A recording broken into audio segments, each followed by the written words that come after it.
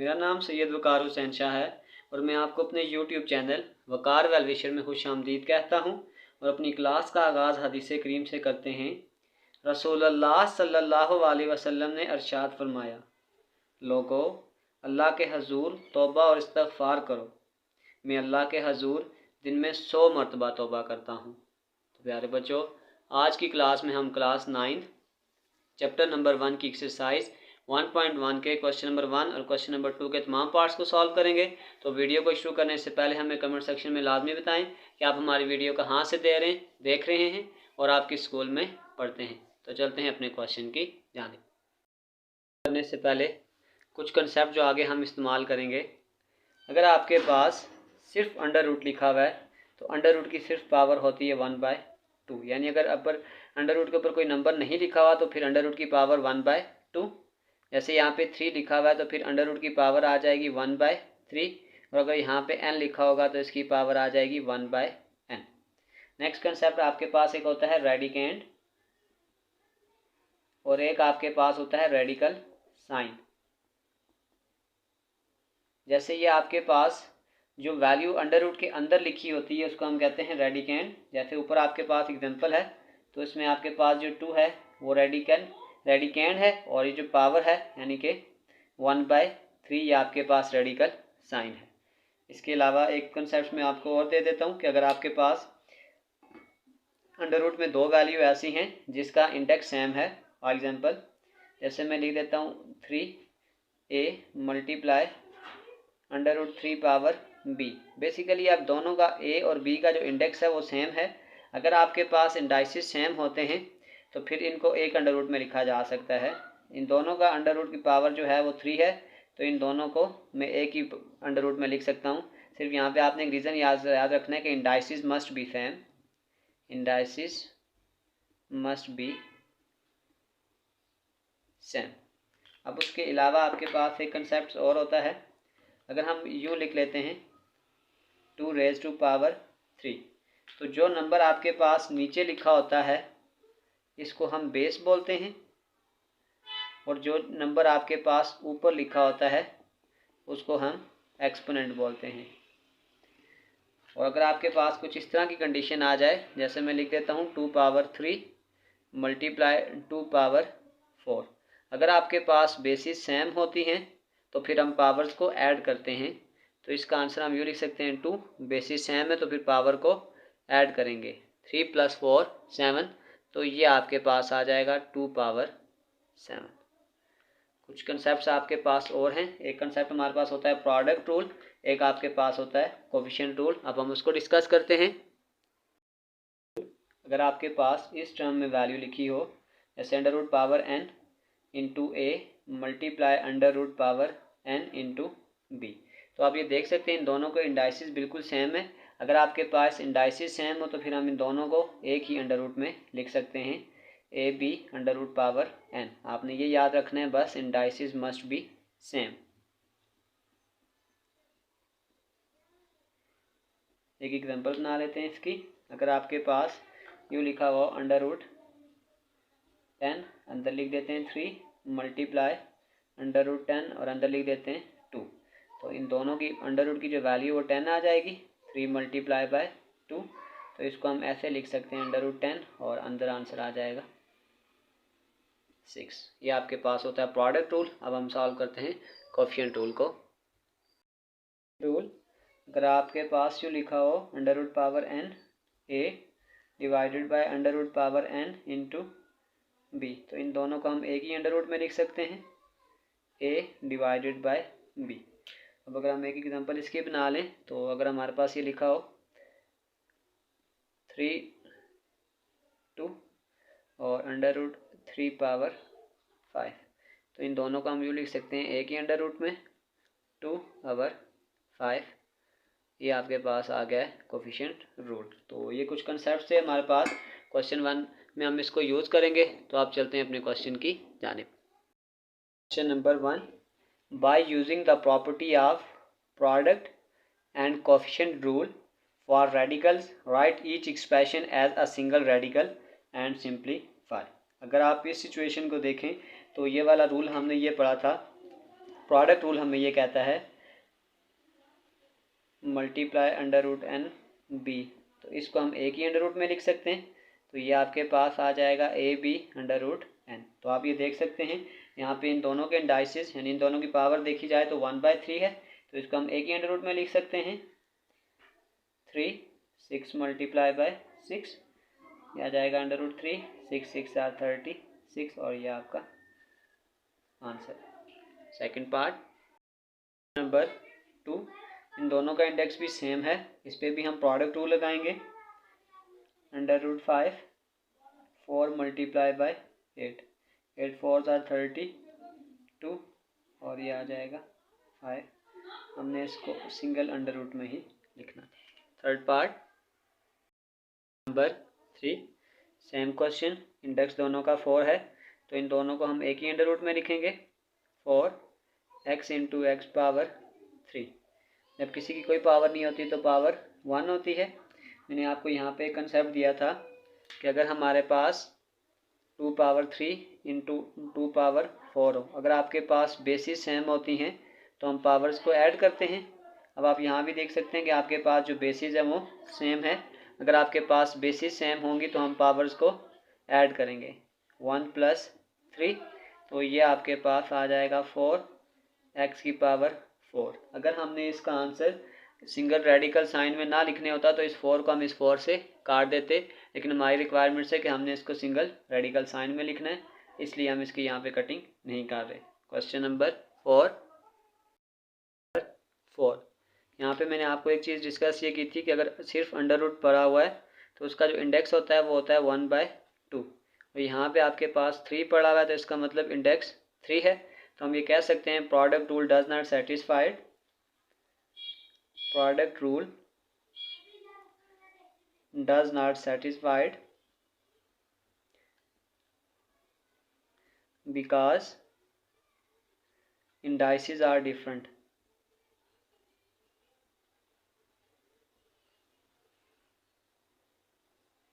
कि इनके index different है इसलिए इस पे प्रोडक्ट रूल अप्लाई नहीं होगा। चलते हैं नेक्स्ट पार्ट की जानिब। नंबर 5, यहाँ पे अब हम कोफिशिएंट रूल लगाएंगे। वो आपके पास ये था अंडर रूट एन ए और अंडर रूट एन बी, तो अगर आपके पास इंडेक्स सेम हो तो हम इसको एक ही अंडर रूट में लिख देंगे, तो ये आ जाएगा a/b। यहाँ पे देख सकते हैं दोनों का इंडेक्स जो है वो 4 है, तो इसका मतलब है इसको हम सिंगल इंडेक्स में लिखना चाहें तो लिख सकते हैं x power 7 divided by x power 5। फिर आपके पास बेसिस सेम है तो हम पावर्स को ऐड करेंगे।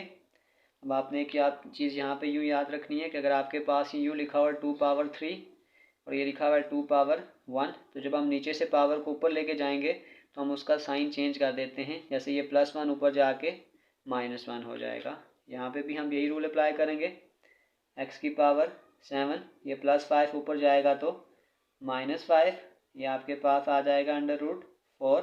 7 में से 5 निकालेंगे तो ये आपके पास आ जाएगा x की पावर 2, और ये हमारा आंसर है। नेक्स्ट पार्ट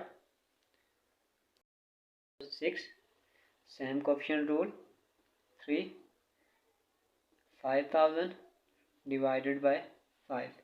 इस 5 को अगर मैं इसके साथ कैंसिल कर दूं तो ये आपके पास आ जाएगा अंडर रूट 3, और यहाँ पे आपके पास आ जाएगा 1000, और ये आपका आंसर है।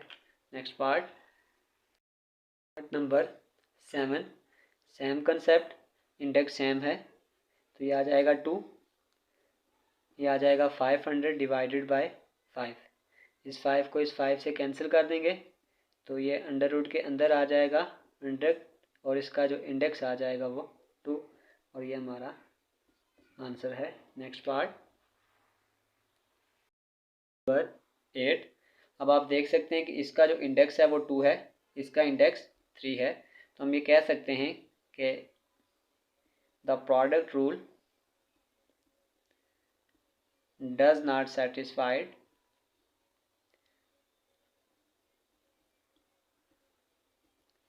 because indices are different।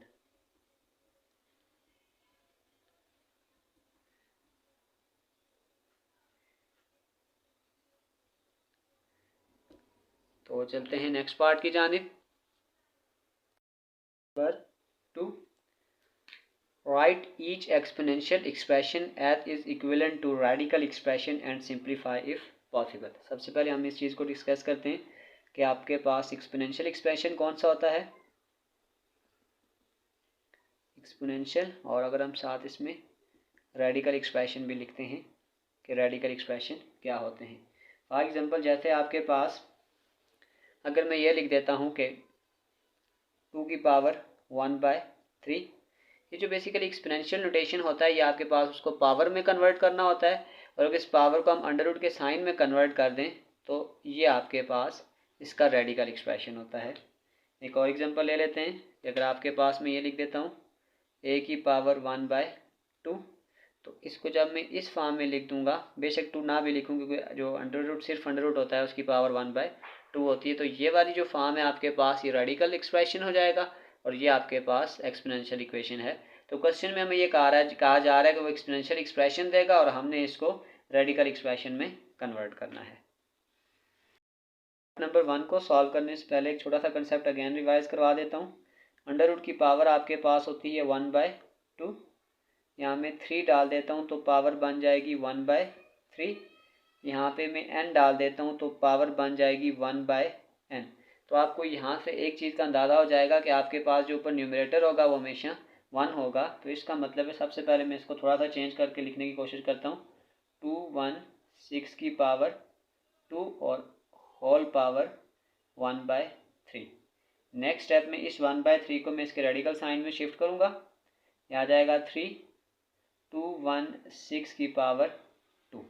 अब यहाँ पे थोड़ा सिंप्लीफाइड करने के लिए मैं इसका एलसीएम ले लेता हूँ, 216, 2 1 और 6 का आप एलसीएम ले लें, 2108, 2 5 10 4, फिर आप 2 से करेंगे तो 2 2 4, 2 7 फिर ये आ जाएगा 3 9 27, 3 3 9 और 3 1 3। तो इसको फिर मैं यूँ लिख सकता हूँ, अगर मैं इसको अंडर रूट की पावर के अंदर लिखूँगा ये 3, यहाँ पे ये आपके पास आ जाएगा 2 की पावर 3 मल्टीप्लाई 3 की पावर 3 का स्क्वायर।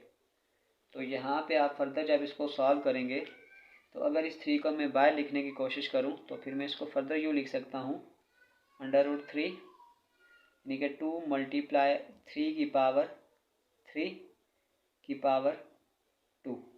तो ये आपके पास आ जाएगा 3 2 6, 3 2 6 और होल पावर आपके पास आ जाएगी अंडर रूट 3।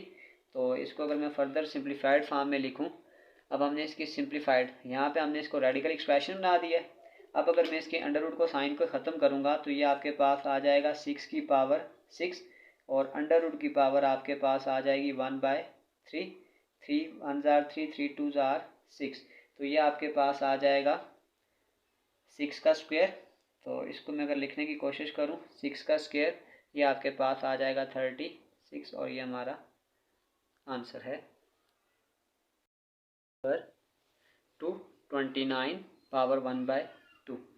तो इसको अगर हम अंडर रूट की फॉर्म में लिखेंगे ये 2 हो जाएगा, और अगर हम ना भी लिखें 2 तो कोई फ़र्क नहीं पड़ता, क्योंकि under root 2 is equal to under root, क्योंकि दोनों का ऑर्डर जो लिखें या ना लिखें वो सेम होता है। तो इसलिए आप इसको भी आंसर लिख सकते हैं और इसको भी लिख सकते हैं। Next part number 3। तो इसको अगर हम रेडिकल फॉर्म में लिखेंगे ये आ जाएगा 1/32 और ये होल पावर आपके पास आ जाएगी 5।